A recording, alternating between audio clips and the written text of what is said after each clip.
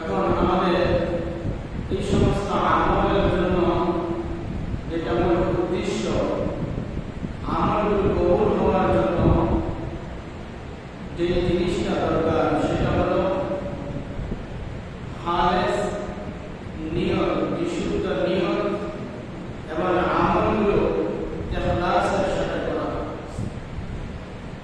কিসের সাথে করা?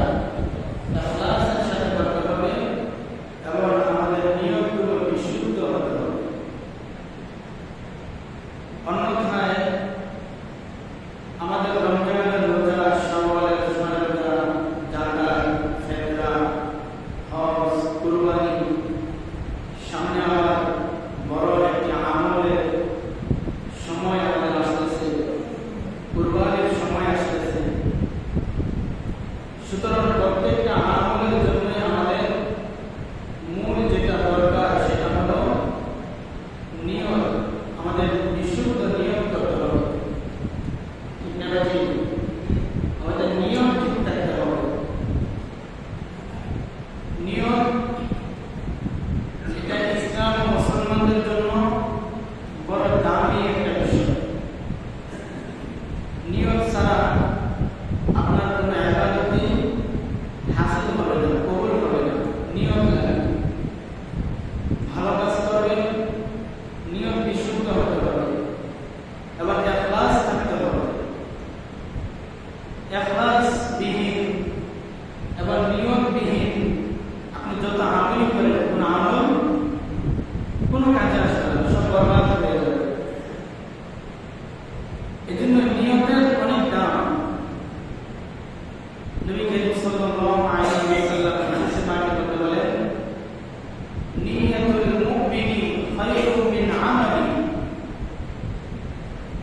নবী করিম সাল্লাল্লাহু আলাইহি ওয়াসাল্লাম ইরশাদ করেন, নিয়তুল মুমিন, মুমিনের নিয়ত, মুমিন যে নিয়ত করবে এই নিয়তটা তার খায়রুম মিন আমালি, তার আমল করার থেকে উত্তম।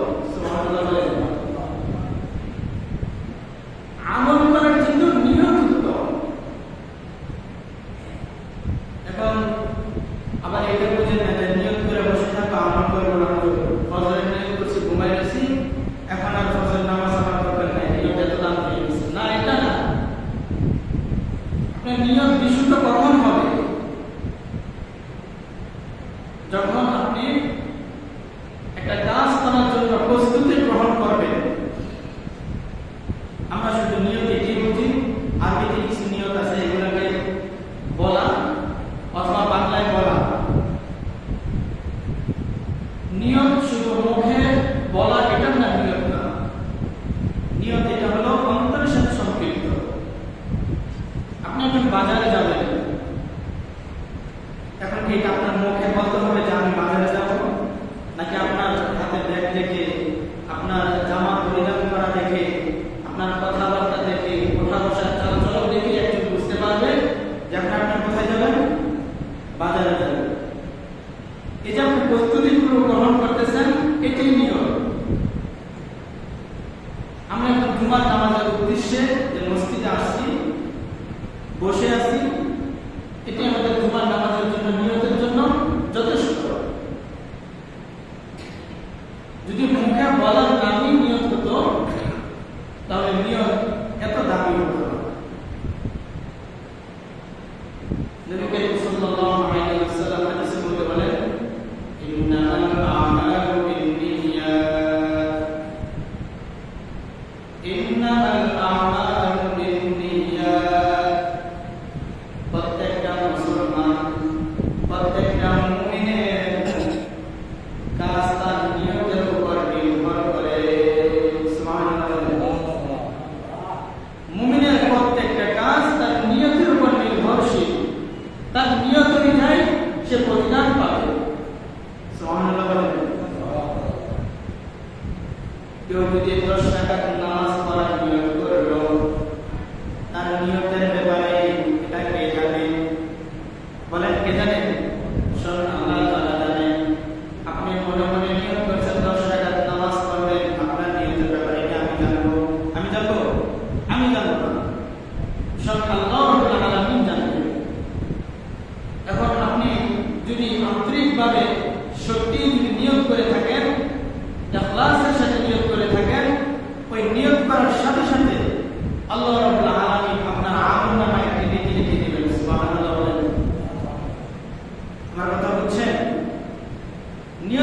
সাথে সাথে আল্লাহ রাব্বুল আলামিন আপনার আমার আমলনামা লিখে দিবেন। কেন? ওই যে বলছে নিয়াতুল মুমিনি খায়রুম মিন আমালিহি, মুমিনের নিয়ত এটা বড় দামি জিনিস। সে আমল করে নাই, নিয়ত করেছে, এই জন্যই আল্লাহ রাব্বুল আলামিন তার আমলনামা লিখে দিয়েছে। সুবহানাল্লাহ। আর যখন মুমিন ওই নিয়ত করার পর কাজটা যদি সম্পাদন করে, সে যদি 10 রাকাত নামাজ পড়ে, তাহলে প্রত্যেক রাকাতে আল্লাহ রাব্বুল আলামিন 10 রাকাত নামাজের সওয়াব লিখে দিবেন। সুবহানাল্লাহ। অর্থাৎ সে যে কাজটা নিয়ত করেছে, ওই কাজটা যদি সে সম্পূর্ণ করে, তাহলে আল্লাহ রাব্বুল আলামিন তার আমলনামায় ওইরকম 10টা কাজ, 10টা নেকি সওয়াব আল্লাহ রাব্বুল আলামিন তার আমলনামায় লিখে দিবেন। সুবহানাল্লাহ। এজন্য মুমিনের নিয়ত কি বড় দামি। নিয়ত করতে হবে খালেস নিয়ত, নিয়ত ভালো করতে হবে। মুমিন সকালবেলা যখন বের হয়, সে ফজরের নামাজের উদ্দেশ্যে বের হয়, কিন্তু দুর্ভাগ্যবশত সে মসজিদে আসতে পারে নাই, অন্য কোনো কাজে তার ব্যস্ত হয়ে পড়েছে, এমন একটা জরুরি কাজ অথবা অসুস্থ হয়ে পড়েছে, অথবা ঝড় বৃষ্টির কারণে সে আর মসজিদে আসতে পারে নাই। নবীজির হাদিসের ভাষ্য অনুযায়ী ওই মুমিন মসজিদে আসার পর, মসজিদে আসলে প্রত্যেক কদমে সওয়াব হইল। মসজিদে আসার পর মসজিদে ঢোকার পূর্বে ইতিকাফের নিয়তে ঢোকা সুন্নাত, ইতিকাফের নিয়তে যখন সে ঢুকতো তার কি সওয়াব হইল। মসজিদে ঢোকার পর যতবার সে তাসবিহ পাঠ করত, মসজিদে ঢোকার পর সে যত রাকাত নামাজ পড়ত, মসজিদে ঢোকার পর সে জামাতের সাথে নামাজটা আদায় করত। নবীজির হাদিসের ভাষ্য অনুযায়ী নবী করিম সাল্লাল্লাহু আলাইহি ওয়াসাল্লাম বলেন, ওই মুমিন ব্যক্তি যে ঘর থেকে নিয়ত করে বের হয়েছে, কিন্তু মসজিদে পৌঁছতে পারে নাই, পুনরায় আবার ঘরে ফিরে গেছে, তার আমলনামায় এগুলো সমস্ত আমলের সওয়াব তার ইবাদত তার আমলনামায় লিখে দেওয়া হবে। সুবহানাল্লাহ। সুবহানাল্লাহ বলতে হবে। সুবহানাল্লাহ। এটা কি সাধারণ মনে করছেন যে হুজুরে সুন্দর করে সুরে বলবো আর আমরা বসে থাকলাম? আপনি কোনো কাজ না করেন, আপনাকে 10 টাকা কে দিবে দেখি? আপনি অফিসে গিয়ে বসে থাকেন, ঘুমান, দেখেন মালিক আপনাকে মাসে 10 টাকা দেয় কিনা। আপনাকে আর বেজ্জতি করে আপনাকে অফিস থেকে বের করে দিবে, কিন্তু আল্লাহ রাব্বুল আলামিন তো আপনার আমার সাথে সেটা করতেছে না। আল্লাহ তাআলার মহত্বের কথা বলা হইতেছে আর আমরা কোনো অমনোযোগী। সুবহানাল্লাহ, কিন্তু আমাদের মুখটা বের হইতেছে না। এটা তো বড় আফসোসের বিষয়। এজন্য যখন আল্লাহ তাআলার মহত্বের কথা আসবে, সুবহানাল্লাহ বলুন। যখন আল্লাহ তাআলার প্রশংসা গাওয়া হবে, আলহামদুলিল্লাহ বলুন। যখন কোনো দুর্ভাগ্য, কোনো বদ আমলের কথা বলা হবে, তখন নাউজুবিল্লাহ বলবো তো ইনশাআল্লাহ। দিলের অন্তর দিয়ে কথাগুলো শুনবো, নিজে মানার নিয়তে শুনবো, অন্যকে পৌঁছাতে নিয়তে শুনবো, তাহলেই না আমরা এই কথাগুলো থেকে উপকৃত হতে পারবো। হজের সময় আসতেছে, কুরবানির সময় আসতেছে, সামনে কুরবানির সময় আসতেছে। কে কত বড় গরু কুরবানি করতে পারে, কে কত বড় দামি গরুটা নিয়ে আসতে পারে, সেদিকে আমরা সকলে পাল্লা লেগে যাব। কার টাকা কত বেশি, অ্যামাউন্ট কার কত বেশি, আমরা প্রতিযোগিতা লেগে যাব। কিন্তু কার নিয়তটা কত খালেস, কত বিশুদ্ধ, সেদিকে তো আমরা কেউ লক্ষ্য করবো না।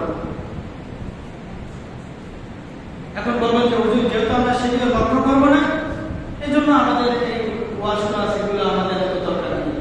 আমরা তো কুরবানি দিলে আমাদের নাম হবে, গোশত খেতে পারবো, সমস্ত কিছু তো হবে, তাহলে এগুলো আমাদের দরকার নেই। কুরবানি করতে পারবেন, হজ করতে পারবেন, রোজাও রাখতে পারবেন, সমস্ত ইবাদতই করতে পারবেন, শুধু কষ্টতে করবেন। এই কষ্টটুকুই, কোন আমল আপনার আমল নামা উঠবে না, কোন নেকি আপনার আমল নামা উঠবে না, যদি নিয়ত খালেস নিয়ত, ইখলাস না থাকে।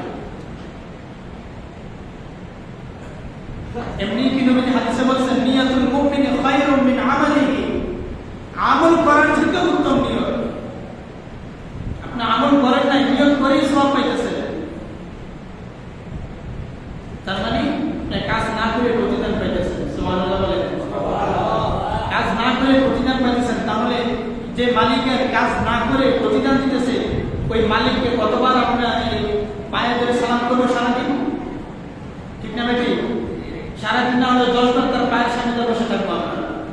কারণ আরে মালিক তো কাজ না করে আমাকে টাকা দিতেছে, এই মালিকের কাজ না করে তো আমার সংসার চলতেছে।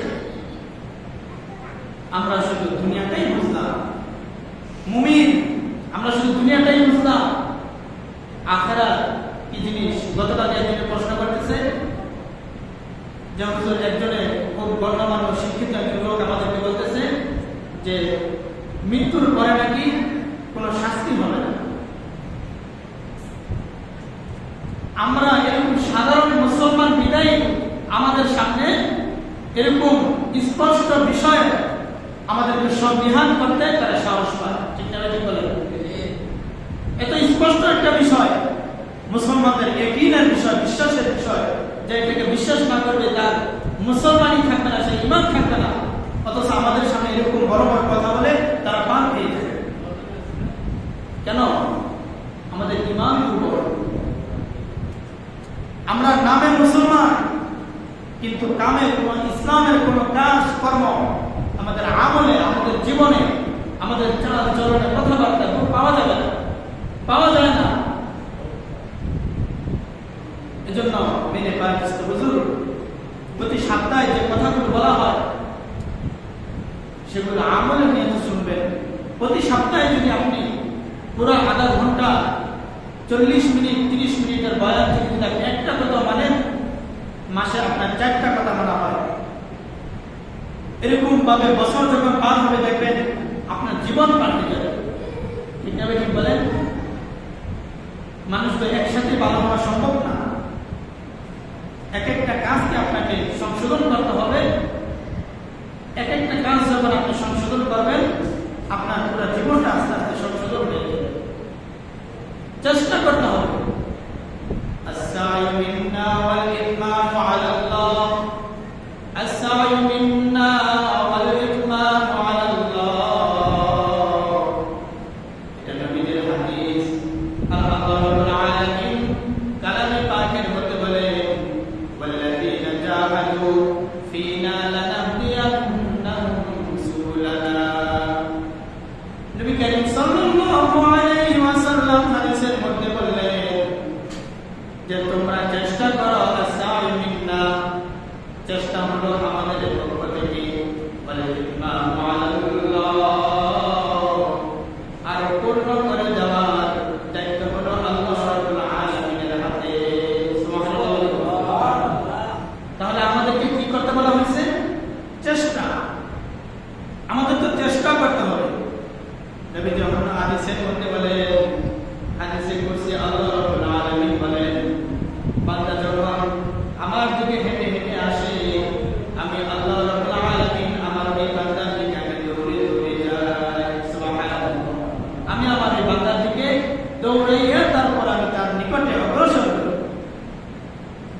আর যখন সে আমার নিকটে 1 বিঘা আসে, আমি তার নিকটে হেঁটে হেঁটে যাই। আল্লাহ তাআলা কি আসেন না? বরং এই যে আমরা আগ্রহ প্রকাশ করি, এই যে নিয়ত, দেখেন এই কথার সাথে সংশ্লিষ্ট, আমরা যে নিয়ত করি আল্লাহ তাআলা একটা নেকি লিখে দেন। সুতরাং এর মানে এটা না যে আমরা হাঁটলাম, আল্লাহ তাআলা দৌড়ে আমাদের নিকটে আসলেন। আমার কথা বুঝছেন? নিয়ত যেখানে করছেন সেখানে আল্লাহ তাআলা নেকি লিখে দিচ্ছেন, আমলটা এখনো করেন নাই, তাহলে আমাদের থেকে অগ্রে, আমাদের নিকটে আগে চলে আসলেন না আল্লাহ তাআলা। এটাই আল্লাহ তাআলা বলতেছে যে আসাই মিন্না, তোমরা চেষ্টা করো। ওয়াল্লাযীনা জাহাদু ফীনা লানাহদিয়ান্নাহুম সুবুলানা, যারা চেষ্টা করে, জাহাদু ফীনা লানাহদিয়ান্নাহুম, আমার পথে, আমার রাস্তায় হেদায়েতের জন্য, আমার ইবাদত বন্দেগী করার জন্য যারা চেষ্টা করে, ওয়াল্লাযীনা জাহাদু ফীনা লানাহদিয়ান্নাহুম সুবুলানা, আমি আল্লাহ রাব্বুল আলামিন তাদের জন্য সুবুলানা অনেক পথ আমি আল্লাহ রাব্বুল আলামিন তাদের জন্য খুলে দেই। সুবহানাল্লাহ। যারা চেষ্টা করবে, মুজাহাদা করবে, কুরবানি করবে, আমি আল্লাহ রাব্বুল আলামিন তাদের জন্য অনেক পথ, বিভিন্ন রাস্তা, ওই কাজটা সে সফল কাম হওয়া পর্যন্ত বিভিন্ন রাস্তা আমি আল্লাহ রাব্বুল আলামিন খুলে দেব। সুবহানাল্লাহ। এজন্য জীবনকে পরিবর্তন করার জন্য প্রত্যেকটা পদক্ষেপ যেগুলো আমাদের ভুল হইতেছে, আমরা জানি কোন কাজগুলো আমাদের ভুল হইতেছে, কোন কাজগুলো আমাদের সঠিক হইতেছে। আল্লাহ রাব্বুল আলামিন আমাদেরকে সে বিবেক, সে জ্ঞান দিয়েছে, আমরা জানি, তারপরও ওই গুনার কাজটা করতেছি। ঠিক না ভাই? আমরা বুঝি না নামাজ না পড়লে তো গুনাহ হয়, জানি কিনা? এটা কি এক্সট্রা খতিব সাহেবের, ইমাম সাহেবের এক্সট্রা ভাবে আবার কোরআন হাদিস দিয়ে আমাদেরকে বুঝাইতে হবে যে নামাজ না পড়লে গুনাহ হয়? অনেকে বলে হুজুর নামাজের প্রতি বেশি তাকিদ দেন কেন? নামাজ না পড়লে যে গুনাহ হবে এটা কোন মুসলমানের নাবালক সন্তানও না জানে? নাবালক সন্তানও তো জানে যে নামাজ না পড়লে গুনাহ হয়। ঠিক না? ঠিক বলেন? তাহলে এটা বিষয়ে আমাকে আবার কোরআন ও হাদিস দিয়ে আপনাকে সুন্দর করে বুঝাইতে হবে কেন? আপনার কি সেই জ্ঞান নাই? আছে, আমাদের জ্ঞানও আছে, আমরা বুঝি, আমরা জানি, কিন্তু মানি না। কিন্তু কি মানি না? আমাদের মধ্যে মানার মাত্রা খুবই কম। শুধু পারি ঝগড়া করতে। ওয়াকানাল ইনসানু আকসারা শাইইন জাদালা। আমরা মানুষ পারি শুধু ঝগড়া করতে।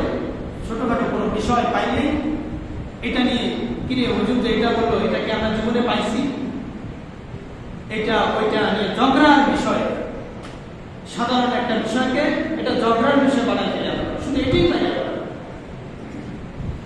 কিন্তু নিজের জীবনের হাজারো ভুল, প্রত্যেকটা কদমে কদমে আমাদের ভুল হইতেছে, প্রত্যেকটা কথায় কথায় কথায় আমাদের ভুল হইতেছে।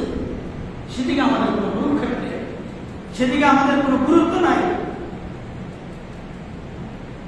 এজন্য মেরে কায়দা হুজুর, জীবনকে পাল্টাতে হবে, জীবনকে আরো সংশোধন করতে হবে। কতজনের কত বয়স হয়ে গেছে। এজন্য বলতেছিলাম যে প্রত্যেক সপ্তাহে যদি আপনি নিয়ত করেন যে হুজুরের আজকের এই এতগুলো কথা থেকে আমি একটা কথা শুধু মানব, তাহলে তো আপনার জীবন আল্লাহ তাআলা সুন্দর করে দেবে। আল্লাহ তাআলা আমাদের সকলকে সঠিক বুঝ দান করেন। সকলে বলেন আমিন।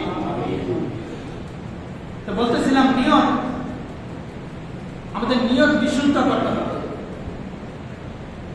কেউ যদি হজ করার জন্য মক্কা মদিনায় যাওয়ার জন্য নিয়ত করলো, সে টাকা পয়সা জমা দিল, সমস্ত কিছু কার্যক্রম সে সম্পূর্ণ করলো, কিন্তু ঘটনাক্রমে সে হজে যাওয়ার পূর্বে, মদিনায় যাওয়ার পূর্বে তার হায়াত ফুরে গেল, সে মৃত্যুবরণ করলো।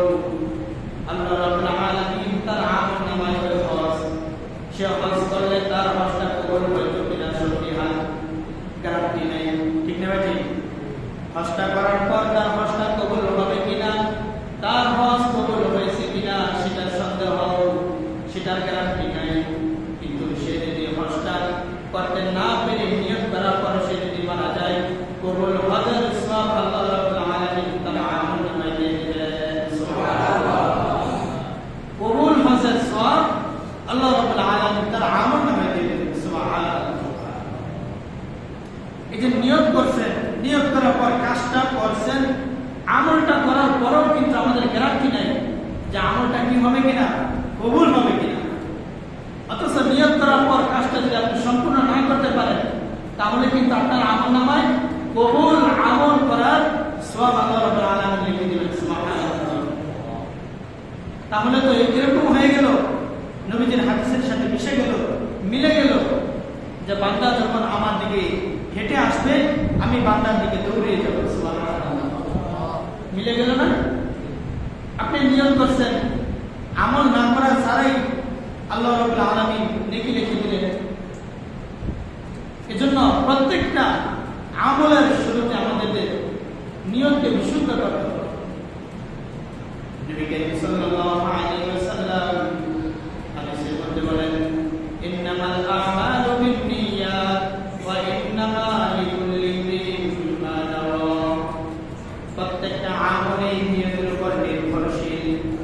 সে যে নিয়ত করে আমলটা করবে ওই নিয়ত অনুযায়ী সে সওয়াব পাবে। বাহ্যিক দৃষ্টিতে আপনি দেখতেছেন একজন লোক সে খুব নামাজ পড়তেছে, আপনি ভাবতেছেন সে 5 ওয়াক্ত নামাজি, সে বড় আমলদার, সে বড় ইবাদতগুজার, সে 5 ওয়াক্ত নামাজ পড়ে, খুব ভালো মানুষ। কিন্তু তার নিয়ত হলো সে নামাজ পড়বে মানুষকে দেখানোর জন্য। সে নিয়ত করছে মানুষকে দেখানোর জন্য নামাজ পড়তেছে। নবীদের হাদিসের ভাষ্য অনুযায়ী তার আমল নামায় নামাজের সওয়াব লেখা হবে না। নাউজুবিল্লাহ বলেন। আমরা বাহ্যিক দৃষ্টিতে দেখতেছি সে নামাজ পড়তেছে, কিন্তু তার নিয়ত কি? গলত। তার নিয়ত খারাপ, ইখলাস নাই, লোক দেখানো। শুধু যে তার নামাজের সওয়াব পাবে না বিষয়টা এখানেই না, এখানেই শেষ হবে। বরঞ্চ কাল কিয়ামতের ময়দানে সমস্ত মানুষগুলো যখন আল্লাহ তাআলাকে সিজদা করতে পারবে, জান্নাতে গিয়েও যখন সে আল্লাহ রাব্বুল আলামিন জান্নাতে যাওয়ার পর আল্লাহ রাব্বুল আলামিনের মহিমা, আল্লাহ তাআলার বিধান পেয়ে যখন মানুষগুলো সিজদা করবে, তখন ওই লোক দেখানো মানুষগুলো তারা আল্লাহ তাআলাকে সিজদা করতে পারবে না। নাউজুবিল্লাহ বলেন। লোক দেখানো মানুষগুলো আল্লাহ তাআলাকে কাল কিয়ামতের ময়দানে সিজদা করতে পারবে না। তাদের পিঠ, হাদিসের মধ্যে আসছে, তাদের পিঠের এই যে মেরুদণ্ড এটা এখন মাথা বরাবর এক হয়ে যাবে, শক্ত হয়ে যাবে। এখন তো আমরা যেভাবে ইচ্ছা সেভাবে করতে পারি, পাকা হইতে পারে, সোজা হইতে পারে, ঠিক না ঠিক? কিন্তু যে লোক দেখানো নামাজ পড়বে, ইবাদত করবে, কাল কিয়ামতের ময়দানে তার পিঠ সোজা হয়ে যাবে, শক্ত হয়ে যাবে। সে চাইলে বেঁকা হইতে পারবে না, আর বেঁকা না হলে রুকু সাজদা কিছু করতে পারবেন? কিছু করা যাবে না। এজন্য যে নামাজ পড়তেছে তার নিয়ত গলত, লোক দেখানো, সে যে নামাজের সওয়াব পাবে না, এখানেই সেটা তার শাস্তি আছে। এজন্য আমাদের নিয়তকে পরিশুদ্ধ করতে হবে। আমাদের নিয়ত যখন শুদ্ধ হবে তখন আল্লাহ রাব্বুল আলামিন ওই আমলটা করার দ্বারা 10 গুণ বাড়ায় দিবেন। সুবহানাল্লাহ।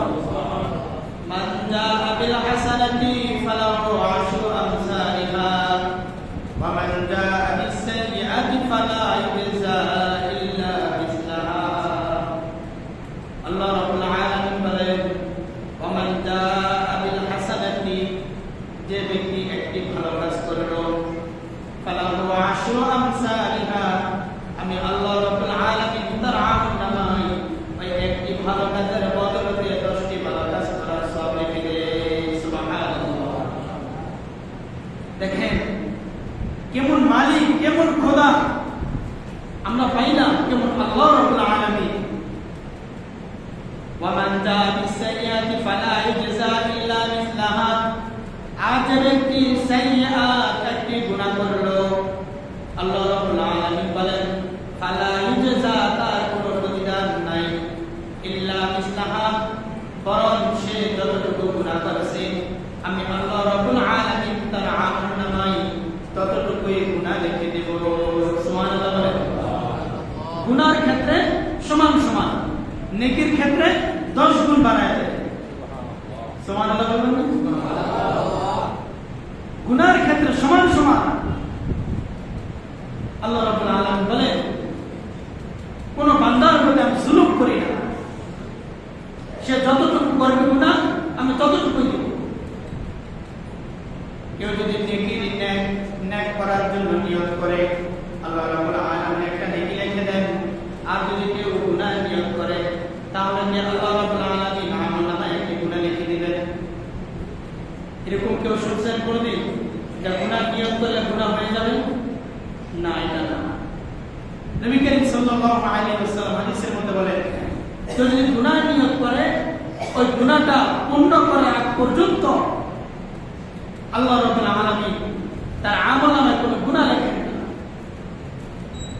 বরঞ্চ গুনাহটা করার পর তারপর আল্লাহ রাব্বুল আলামিন বলেন, ফেরেশতারা তোরা অপেক্ষা কর, তারা একটু দেরি কর, আস্তে আস্তে লিখতে থাক। আগে আমার বান্দার পরিচয়টা লেখ, তার বাপের নামটা লেখ, তার নামটা লেখ, গুনাহটা আস্তে আস্তে লেখ, পরে লেখ। কেননা দেখ আমার বান্দানি অনুতপ্ত হয়ে আমার বান্দা যদি আমার ভয়ে আবার আমার নিকটে ফিরে আসে, আমার নিকটে ফিরে আসার নিয়ত করলে আমি আল্লাহ রাব্বুল আলামিন ওই বান্দার সমস্ত গুনাহটাকে মাফ করে দেব। সুবহানাল্লাহ। তওবা করার পূর্বে সে যদি নিয়ত করে তওবা করার সুযোগ হয় না, তারপরেও আমি আল্লাহ রাব্বুল আলামিন তাকে মাফ করে দেব। সুবহানাল্লাহ। তারপরেও আমি আল্লাহ রাব্বুল আলামিন দয়ালু, তাকে মাফ করে দেব।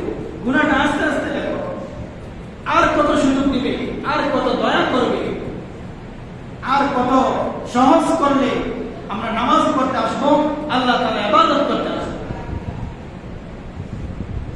বলেন যে হুজুর এতটুকু সহজ যদি আমাদের জন্য করা হতো, তাহলে আপনি দেখতেন রমজান না শুধু রমজানের বাইরেও মসজিদ ভরপুর মসজিদে আপনি পাইতেন। প্রত্যেকটা পদে পদে প্রত্যেকটা আমলের মধ্যে আল্লাহ তাআলা সহজ করে দিচ্ছেন আমাদের। তারপর আমাদের মধ্যে আল্লাহ তাআলা ভয় ঢুকে না। যতটুকু আমল করি ইখলাস দিকে, ইখলাস নাই লোক দেখানো, মানুষকে দেখানোর জন্য। জুমার নামাজ না পড়তে আসলে মানুষ কি বলবে যে তুই বেঈমান হয়ে গেছিস, তুই তো মুসলমানই না, জুমার নামাজটা পড়ছ না। এই কথার ভয়ে জুমার নামাজটা না পড়তে আসে। ঠিক না ঠিক বলেন? এতটুকু ভয়ে আমরা জুমার নামাজটা পড়তে আসি, অন্যথায় জুমার নামাজটা আমরা পড়তাম না যদি মানুষ আমাদেরকে ঠাট্টা বিদ্রুপ না করত, যদি সমাজে এরকম ঠাট্টা বিদ্রুপের মানুষ না থাকতো, মানুষ যদি আমাদেরকে ধিক্কার না দিত, উদাসীন ভাবে চলতে থাকতাম, তাহলে জুমার নামাজটা পড়ে না। তো অনেকে আছে পড়ে না, জুমার নামাজটা পড়ে না আছে।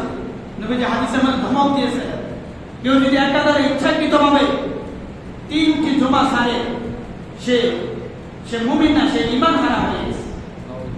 নাউজুবিল্লাহ বলে। এজন্য শুধু জুমা, এখন বলবে যে তাহলে শুধু জুমাটাই পড়বো আমরা ইনশাআল্লাহ নাকি? 5 ওয়াক্ত নামাজ পড়বেন তো ইনশাআল্লাহ? আল্লাহ তাআলা আমাদের সকলকে কবুল আর মঞ্জুর করে নেন। সকলে বলেন আমিন। নামাজ পড়বো, ইবাদত করব। ছোট ছোট ইবাদত যখন আমরা করব, বড় বড় ইবাদতের সওয়াব, বড় বড় ইবাদত করার তৌফিক আল্লাহ রাব্বুল আলামিন আমাদেরকে করে দিবেন। চেষ্টা করতে হবে, আমাদের নিয়ত খালেস থাকতে হবে। ইবাদত যতটুকু করব খালেস নিয়তে ইখলাসের সহিত করতে হবে। সূরা ইখলাস তেলাওয়াত করেছিলাম, যে ইখলাসের বিষয় দেখেন আল্লাহ রাব্বুল আলামিন একটি সূরা নাযিল করে দিয়েছেন। সুবহানাল্লাহ বলেন। আমাদের জন্য